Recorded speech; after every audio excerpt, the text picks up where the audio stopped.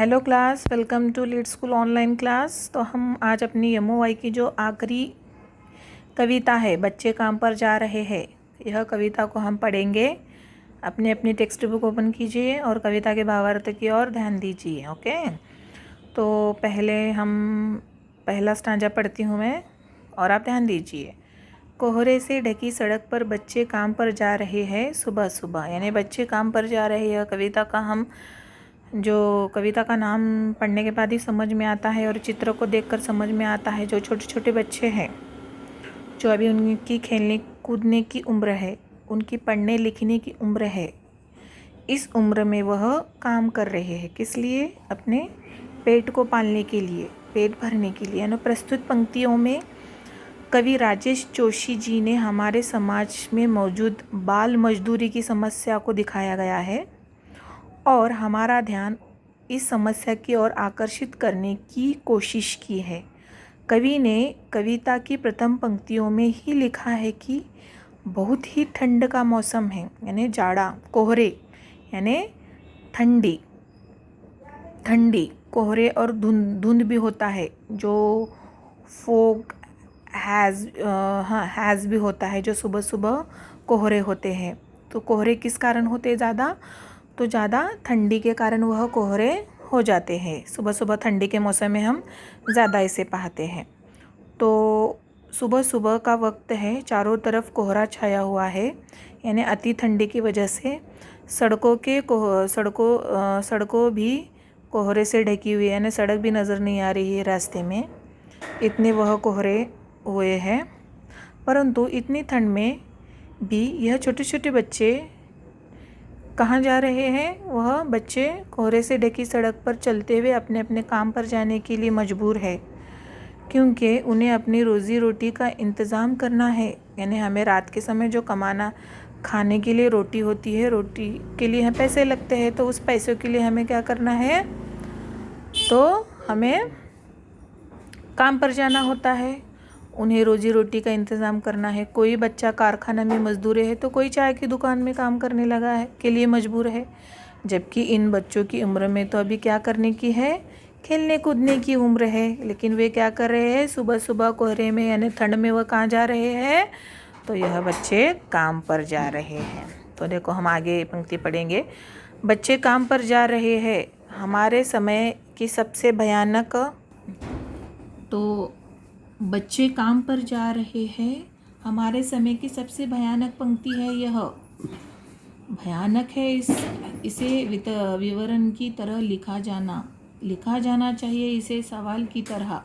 काम पर क्यों जा रहे हैं बच्चे?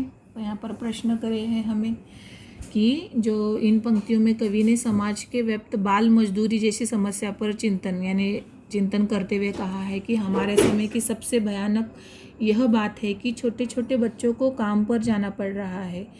इस बात को हम जिस सरलता से कह रहे हैं, यह कवि को और भयानक लगता है। यानी हम ऐसे ही कह रहे हैं कि बच्चे काम पर जा रहे हैं, जबकि हमें इसकी ओर ध्यान देना चाहिए और यह पता लगाना चाहिए कि पढ़ने लिखने की उम्र में बच्चों को अपना पेट पालने के लिए यूँ काम पर क्यों जाना पड़ रहा है। इसे हमें समाज से एक प्रश्न की तरह पूछना चाहिए कि इन छोटे बच्चों को काम पर क्यों जाना पड़ रहा है, जबकि इनकी उम्र अभी खेलने कूदने की और पढ़ने लिखने की है। तो हमें समाज से यह ऐसे साधारण प्रश्न नहीं या साधारण बातों से हमें इसे पूछना नहीं, बल्कि हमें उन्हें सवाल करना चाहिए। ऐसे लेखक कह रहे हैं, क्या अंतरिक्ष में गिर गई है सारी गेंदें? क्या दिमकों ने खा ली है सारी रंग बिरंगी किताबों को? क्या काले पहाड़ के नीचे दब गए हैं सारे खिलौने? क्या किसी भूकंप में ढह गई है सारे मदरसों की इमारतें? तो यहाँ पर कभी बाल मजदूरों की जो सुबह होती है, वो भीषण ठंड एवं कोहरे के भरे बीच में अपने अपने काम पर जाते देखा है, जिसे कवि हताश एवं निराश भरे हुए हैं। इस कारणवश कवि के मन में इस तरह के सवाल उठने लगे हैं कि कवि को यह समझ में नहीं आ रहा है कि क्यों ये बच्चे अपना मन मारकर इतनी सुबह सुबह ठंड में काम करने जा रहे हैं। जाने के लिए विवश है। कवि सोचता है क्या खेलने के लिए सारी जो गेंदें होते हैं वो ख़त्म हो चुकी है। गेंदें यानी बॉल बैट जो खेलते हैं वो सारे ख़त्म हो चुकी है इस दुनिया में। क्या उनके पास खेलने के लिए नहीं है? क्या आकाश में चली गई है यानी कहीं गुम गई है? क्या बच्चों को पढ़ने के लिए एक भी किताब नहीं है? क्या सारी किताबों डिम्को ने खा लिया है? जो डिम्को एक प्रकार का कीड़ा होता है, जो होता है ना किताबों को खाने वाला, ज़मीन में होते छोटे छोटे कीड़े होते हैं, वह डिम्को। क्या डिम्को ने सारी किताबों को खा लिया है? क्या एक भी किताब नहीं बची है? क्या सारी किताबों को डिम्को ने खाया है? क्या सारे खिलौने कहीं किसी काले पहाड़ के नीचे दब गई है? क्या ख़त्म हो गई है जो इन बच्चों के पास नहीं है खेलने के लिए? तो जो अब इन बच्चों के लिए कुछ नहीं बचा, क्या इन बच्चों को पढ़ने वाले मदरसे एवं विद्यालय भूकंप में टूट चुके हैं क्या? क्योंकि यह पढ़ने के लिए विद्यालय या स्कूल नहीं जा सकते हैं क्या? ऐसे लेखक पूछ रहे हैं। भूकंप में धंस गए हैं क्या जो ये बच्चे पढ़ाई एवं खेल कूद छोड़कर काम पर क्यों जा रहे हैं, ऐसे कह रहे हैं। आगे देखो, क्या सारे मैदान, सारे बगीचे और घरों के आंगन खत्म हो गए हैं एकाएक? तो फिर बची ही क्या है इस दुनिया में? यानी कवि कह रहे हैं कि यहाँ कवि अपने मन में उठ रहे सवालों को बयां करते हुए कह रहे हैं कि बच्चों को खेलने की सारी जगह खत्म हो चुकी है क्या? क्या सारे मैदान जहाँ बच्चे खेलते थे, सारे बगीचे जहाँ बच्चे टहला करते थे एवं सारे घरों के आंगन खत्म हो चुके हैं क्या जो इन बच्चों के पास अब कुछ नहीं बसा इसलिए वे सुबह सुबह काम के लिए जा रहे हैं, ऐसे प्रश्न कर रहे हैं। कितना भी भयानक होता अगर ऐसा होता, भयानक है लेकिन इससे भी ज़्यादा यह कि है सारी चीज़ें हस्माबुल यानी जो की तो यानी जैसे कि तैसे ही रहना। कवि के अनुसार छोटे छोटे बच्चे काम पर इसलिए जा रहे हैं क्योंकि दुनिया की सारी खेलने की जो चीज़ें, गेंदे, खिलौने, बगीचे, मैदान, घर का आंगन इत्यादि खत्म हो चुका है और उनके पढ़ने लिखने की किताबें, उनके मदरसे सारे खत्म हो चुके हैं। कवि आगे कह रहे हैं कि अगर सच में ऐसा होता तो कितनी भयानक बात होती और इस दुनिया के होने का कोई अर्थ ही नहीं है। परंतु कवि को इससे भी ज़्यादा भयानक तब लगता है जब उसे यह याद आता है कि बच्चों के खेलने कूदने की सारी चीज़ें उपलब्ध है और उसके बाद भी बच्चे काम पर जाने के लिए विवश है। इसी कारण कवि हताश एवं निराश हो रहे हैं। कवि अपनी इन पंक्तियों के द्वारा समाज में चल रहे बाल श्रम की और ध्यान खींचने की कोशिश की है।